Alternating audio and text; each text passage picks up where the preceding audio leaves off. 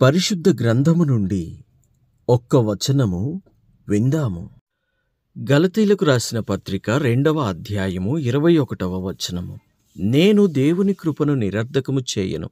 నీతి ధర్మశాస్త్రము వలనైతే ఆ పక్షమందు క్రీస్తు చనిపోయినది నిష్ప్రయోజనమే. దేవునికి మహిమ కలుగునుగాక. దేవుని బిడ్డ, ధర్మశాస్త్రం వలన ఎప్పుడు కూడా ఒక మనిషి నీతిమంతునిగా తీర్చబడడు. ఇది చేస్తే అది, అది చేస్తే ఇది అని అన్నప్పుడు ఖచ్చితంగా మనిషి ఏమవుతాడంటే దోషిగా నిలువబడతాడు.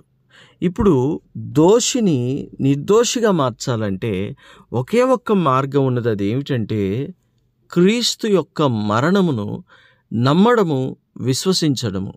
క్రీస్తు నా పాపాల నిమిత్తము మరణించాడు, నా శిక్ష తాను భరించాడు అని ఎవరైతే నమ్ముతారో వారు మాత్రమే కృప వలన రక్షించబడతారు తప్ప ఏ మనిషి కూడా ధర్మశాస్త్రం వలన కానీ తన స్వనీతి వలన కానీ నీతిమంతుడిగా తీర్చబడలేడు.